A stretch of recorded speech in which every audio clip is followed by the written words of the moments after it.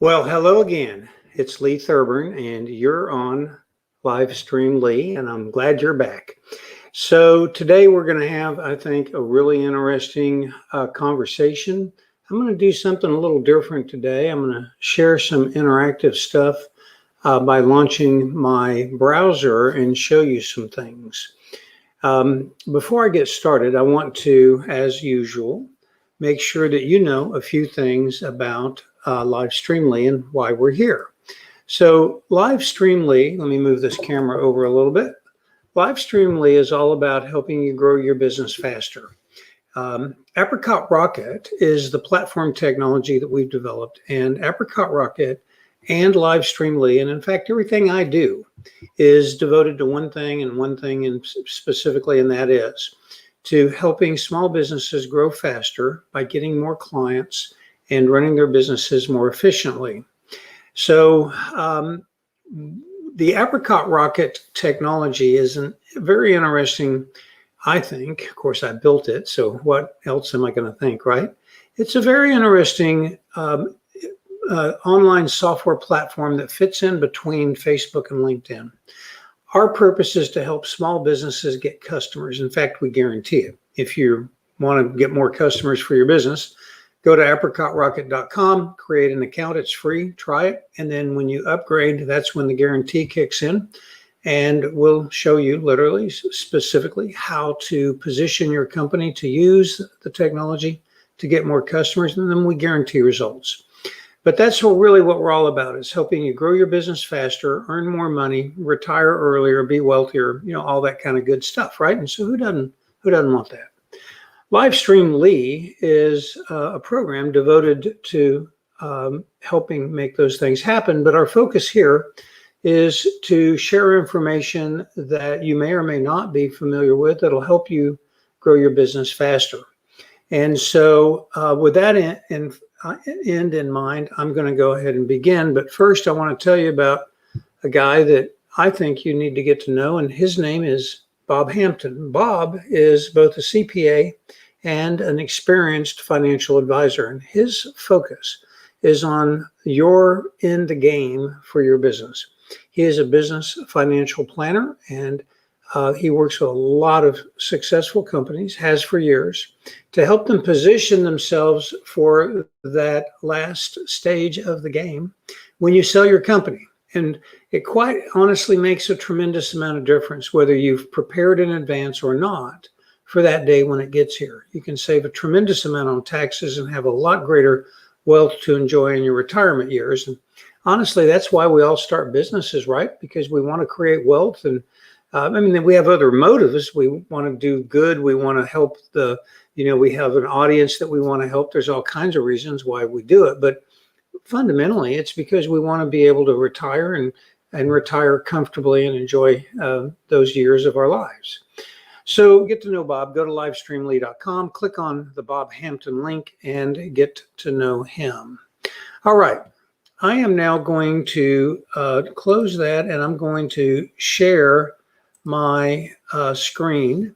And I'm going to go to, first of all, I think some really interesting and clever print ads. You may not know about these, but the world of print media has changed significantly over the last half dozen years. There is a lot of interactivity in print media that you simply might not be aware of. And so I thought it might be kind of fun to look at some of the print media options that are out there for interactivity. Now, this first one that you're looking at is actually basically a page in a magazine. It's in the centerfold section of the magazine. It's a page in the magazine that you tear out. The page has been soaked or impregnated with salt crystals. And so you wet a bottle of beer or a can of beer or soda or what have you. You wet the page, wrap it around the bottle, put it in a refrigerator or a freezer for about 5 minutes. And because the evaporative process causes cooling, these crystals are a special formulation that cause the evaporation process to be extremely quick in a cold climate. and it rapidly cools a can of beer or soda pop or a bottle of beverage down to a very nice temperature. The next is a tear out in a magazine that when you tear it out, it allows you to wrap a band around a kid's arm, so when you're at the beach, the kid can't get too far away from you.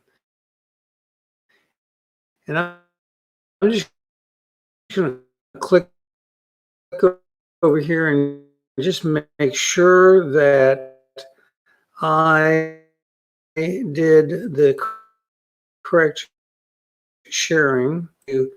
Now we'll just go ahead and highlight and share. So I'm now going to go back. Okay, so you may hear yourself on this. I'm looking. Don't show this tip again. Got it. Okay, so I'm going to go ahead and share the audio here.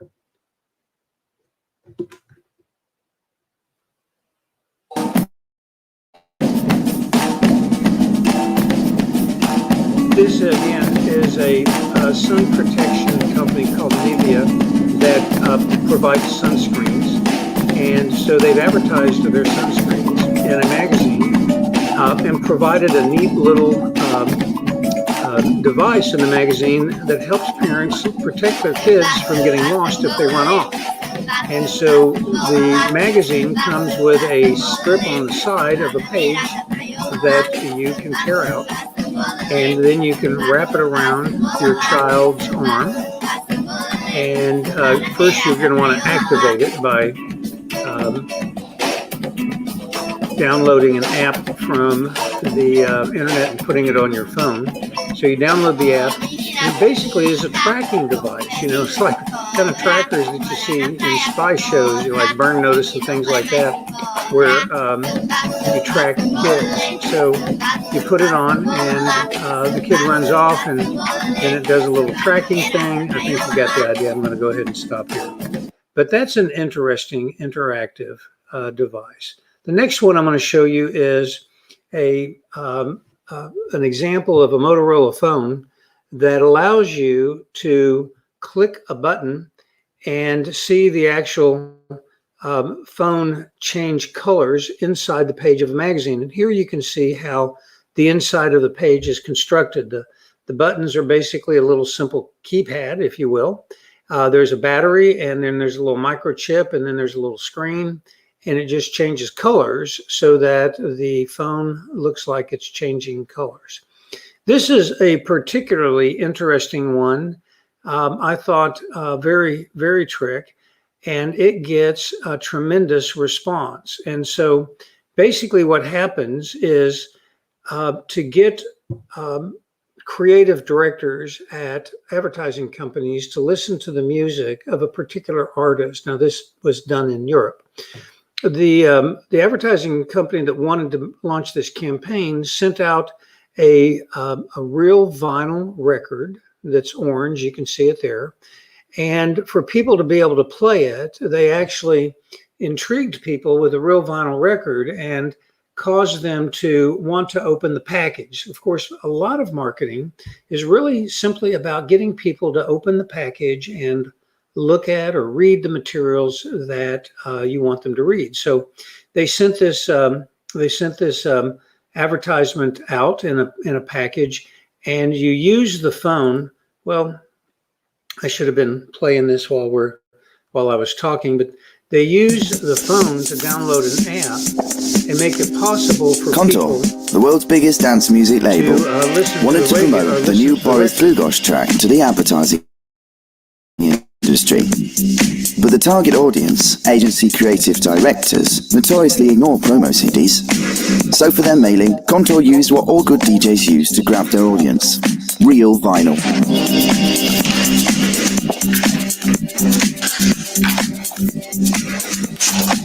A vinyl record. But how could anybody play it? The answer was to include a record player as part of the mailing itself. The office turntable. It works with a specially developed smartphone device. It's easy to use, and it's for all types of smartphone. No downloading, no fuss, just analog fun with a digital device.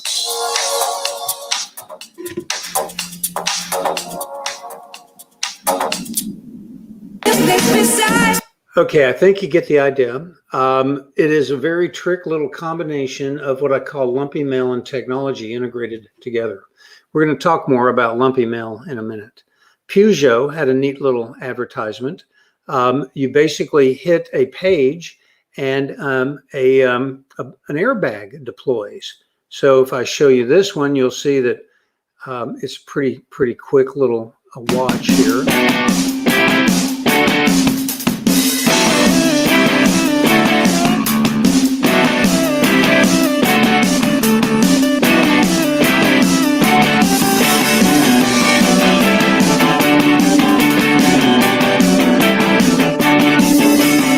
Spot hard, obviously Portuguese.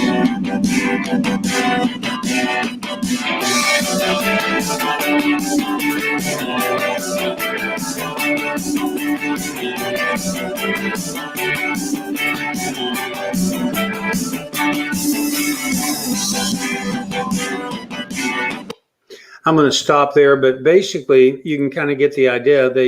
They actually, I think, went to Wuhan, China, and got somebody there to manufacture inflatable balloons that they put inside of a magazine, and with a little tiny air cartridge that when you smash the spot on the magazine, it releases the air, the balloon inflates. It's a pretty trick little thing. Ladro, the lighting company, basically did the equivalent of a pop-up card where you open a page in a magazine, tear it out, and you can set it, and it's got a light bulb, a little neat, digital light bulb, and a tiny battery that makes the light turn on. And so you can see an example of their lighting. It's basically to just showcase the fact that they're a lighting company, a couple of different styles. Reporters Without Borders, you put the phone, download an app, put your phone over somebody's face, and then theoretically they talk to you about the atrocities that they've created. Volkswagen, this is kind of neat. You download an app, put it on your phone, you unfold a 3-page fold out, and then you drive your car along, and it does 3 different things. One, the headlights turn to the left as you go around the curve, so you can see headlight tracking. Then it has a vibrating effect, so that if you drift off to the side, the car vibrates the steering wheel to wake you back up, so in case you're falling asleep. And then it also has an auto distance. Basically, it's just a smart car. That was kind of a trick a few years ago, but it showed it in a magazine.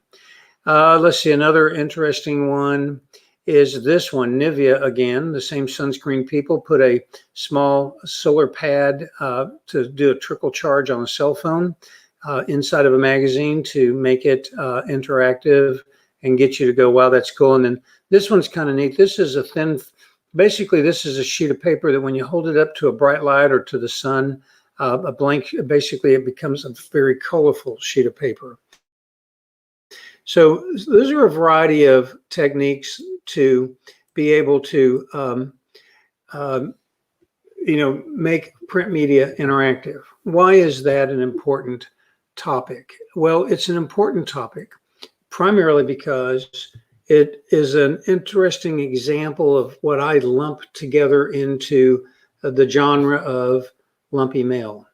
And lumpy mail is any kind of unexpected physical attribute of a media that causes you to stop and pay attention to it. The easiest way to describe lumpy mail is to think in terms of doing a direct mail campaign. So I'm going to use this example as a way to show something else. But if you had a direct mail campaign, if you were opening a pizza restaurant and you wanted to get notoriety and get new traffic into your pizza restaurant, one of the things that you would do is recognize the fact that nobody can repeat purchase from you or refer somebody else to you until they've tried your pizza. So one of the very first things that you critically must do is get people to try your pizza. Well, since all marketing has a cost of acquisition, and all marketing, all customer relationships have a sort of a lifetime value, an average lifetime value of a client, let's think about what that might be for a pizza joint. So if a pizza, let's say an 8-inch pizza costs $8, and it costs you $2 worth of hard cost raw materials, 25% of the retail price. It costs you $2 to prepare that pizza. You're going to make $6. You're making a tremendous markup. You're making a 3 times markup, and you're getting a potentially very significant contribution margin for that product.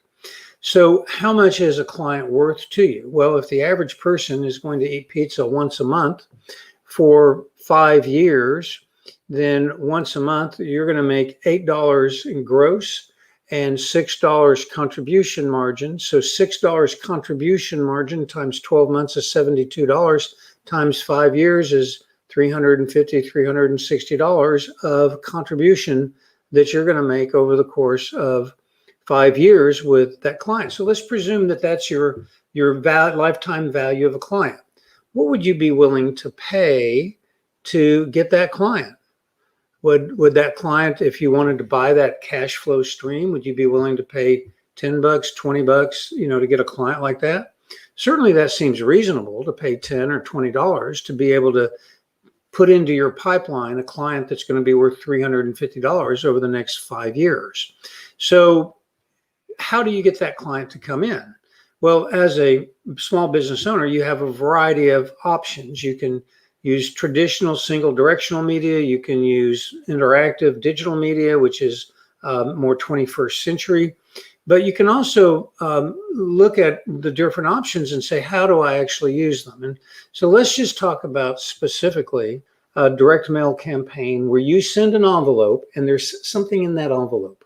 So let's say you send a regular number 10 envelope, and inside that envelope, there's a piece of thick cardboard that when you take it out, it looks like a slice of pizza, but there's printing on it. So when somebody gets that envelope in the mail, they feel this weird pizza-shaped thing. And on the outside of the envelope, it says free pizza inside. Well, everybody's going to be like, what? So you're sending me a pizza inside of an envelope? They're going to be curious. They're going to feel the pizza. They're going to open it, and then they're going to look at it. That's your first goal with your marketing, is to cut through the clutter, cut through the confusion in the marketplace, and get people to see your message. So how are you going to get them to do that? Well, this lumpy envelope concept does it. Now, if your offer on that pizza wedge, it says something like, come in for a free, bring this in for a free pizza, and people can get an 8-ounce pizza. The reality is you're going to get a huge response rate. So if you send out 1,000 of these into the local community and you're offering 1,000 free pizzas, chances are pretty good you'll get 600, 700, maybe 800 people to take you up on the free pizza. That's a pretty good offer, right? An $8 thing for free. Well, if you send out 1,000 envelopes and your average cost per mailing is, say, $1 or even $1.50. You have $1,500. Let's go with $1.50. Envelope, printing, inserting, assembly, all that kind of stuff, postage. You have $1.50, 1,000 of them. That's $1,500. So you send out 1,000 and you have 800 people respond. Your cost on 800 pizzas is $2. So you've spent $1,600 on giving away free pizza. That's hard costs. You have labor, but that's not a per unit cost. So now $1,500 plus $1,600, you've spent $3,100 to get 800 people to come in. Well, with those 800 people, probably about half of them, an 8-inch pizza isn't going to be enough. So probably about half of them are going to order another item, probably a full-fledged pizza. Even if you offer the second pizza at half price, one time only, now the second pizza, they pay $4. It costs you $2, but the extra $2 covers the cost. I mean, bottom line is there's all kinds of little games you can play to increase your revenue and reduce your costs. But the point is if you get 800 people to come in and try your pizza, chances are pretty good 50 to 80% of them are going to come back over the course of the future and become recurring clients. So your cost of acquiring 800 clients, 600 to 700 repeat clients is around $3,100. Now, if a client's worth $350, 100 clients worth $3,500. 500 clients is going to be worth what, about $16,000, $17,000, and you've spent about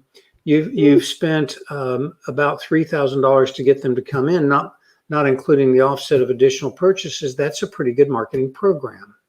So how do you target and find people to send these Lumpy Mail program things to?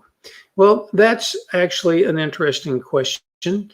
And so to answer that question, I'm going to show a website that I think is a pretty neat little website. There's at least a dozen of these out there. This is the one that I use. I typed in infousa.com, and they recently got purchased by Data Excel. Come on up here. Here we go. So this is a website that you can go, that you can search for lists that you can communicate with. You can get business lists, consumer lists, and they actually have marketing solutions. So let's just create a consumer list real quick to see how you would do that. We're carrying the pizza example on through, right? So the pizza example would be, you come to this account, and they want me to create an account. I'm going to build a consumer list. Now, if you create an account, they're going to collect information and give you an ability to purchase a list. But let's just do something kind of interesting here. We're going to look at all leads. I'm going to go ahead and just click save, and I'm going to do a geographic search. Okay, so I'm going to scroll down. Actually, I'm going to do a map search, right? So I'm going to click on go to map. And I'm going to find North Texas. So I'm going to take this map of the United States. I'm going to put Texas in the center, and I'm just going to drill down. And I'm going to get over into the Frisco area. So we're going to go to, let's say you want to put a pizza restaurant kind of in the middle of Plano. Okay, so somewhere around this intersection, whatever this intersection is, you want to put a pizza joint. So what I'm going to do is I'm just going to draw a little circle, and I think I do it this way. Yep, here we go. And I'm going to see if I can, actually, I'm going to change the circle just a little bit. Actually, there's 76,169 houses in this target area. Now, that's a pretty good number of houses. The radius is probably about 4 miles. And so there's 76,000 leads. Okay, so without getting too bogged down in this, I'm just going to go ahead and accept and continue. And the next thing we're going to do is we're going to look at some demographics. Now, remember, we're thinking about a pizza joint. So we're going to look at basic demographics. And we're going to say to ourselves, people that are younger spectrum, 18, 25, 35, 40, 45, we'll go up to 50 years old. They're our primary audience. So I'm going to update the count, and it says 76,000 leads. Now I'm going to just get a prime demographic here, the under 50, and that's 57,000. Now, if I wanted to, I could find people based upon month of birth. I could come down and I could look at household income. And certainly I think that people that are in the lower spectrum are going to buy more pizza, generally speaking, than people in the higher spectrum. So, but just for grins, let's go ahead and say we're looking at people in the under 100,000 income range. So I'm going to come back up here, and I'm going to update the count, and it moves to 9,000 people from 57,000. Now, I can be more specific. I can also look at things like marital status. I could look at gender, single or married, head of household, if I cared about those things.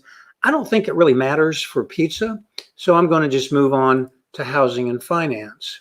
Now, if I want to, I can look at the house value. I can look at whether they're a homeowner or a renter. I can look at housing type. I can look at length of residence, year the home was built. I can even look at their wealth based upon a variety of data that's available, what kind of investors they are, how many credit cards they have. I can look at, do they have a mortgage? If so, I select households with a mortgage. I can choose mortgage type. There's a tremendous amount of information here. Now, most of y'all know that this kind of stuff is available. I'm just showing you kind of real quickly and readily where you can find it. Then there's optional information. I'm just going to stop with 29,000 leads here.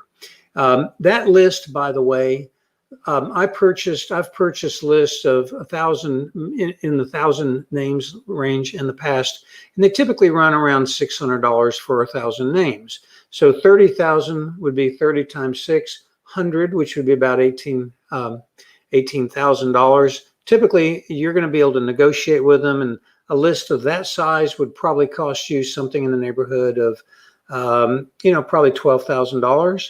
Now, you don't have to buy the entire list at one time, and so we're going to come back to our model here, but I just want to go through other optional information. So I can look at information related to other things. Children, the number of children, the age of the children, households with children or not, households with grandparents. I can narrow households down by interest. Are you interested in apparel or charitable donations or wine or cooking or motor vehicles or photography? There's a tremendous number of choices, and within, say, the cooking and wine category, there's general cooking and gourmet food and wine. So you can drill down and get extremely specific. Now, if I apply a metric like that to a small area like Plano, I'm going to get a really small number. But if you have an e-commerce product, for example, and you are wanting to reach out to people, then you can you could buy a list like this. Now, they don't sell email addresses, but they will do emailings for you. So let's just go ahead and kind of continue here. You can look under a variety of ethnicity factors. What's your country of origin or your ethnicity? You can also look at religious parameters, voter information, registration affiliates, and other mailbox options. So my point here is that when you're trying to research the market, there's a tremendous amount of tools out there that you can go to now. Just like the consumer residential market, you can also research commercial market information very efficiently and effectively. And in fact, what I'm going to do is I'm going to stop there for today and come back to show you the. I hope I actually saved that. Let's come back over here. Oh no, add to stream. Did I just spend the last 15 minutes talking and not showing you something? I'll bet you I did. Doggone it. I may have to do this one over because this is actually pretty interesting stuff, I think. And it looks like I may have totally goofed it up. All right, you know what we're going to do? We're just going to go ahead and end the broadcast. But before I do, I want to call your attention to this really cool swag that I've got here. I got it from a guy named Bob Hurt. And Bob is a master at corporate clothing and branded apparel. Bob's been in the industry for about 50 years, and he gets great deals. So I'm going to encourage you to go to livestreamly.com and click on the Bob Hurt link over on the right-hand side and get in touch with Bob, because Bob has some great prices on really high-quality apparel, and I hope that you'll reach out to him if you need some. In the meantime, I'll see you tomorrow when we'll continue this tomorrow. Cheers.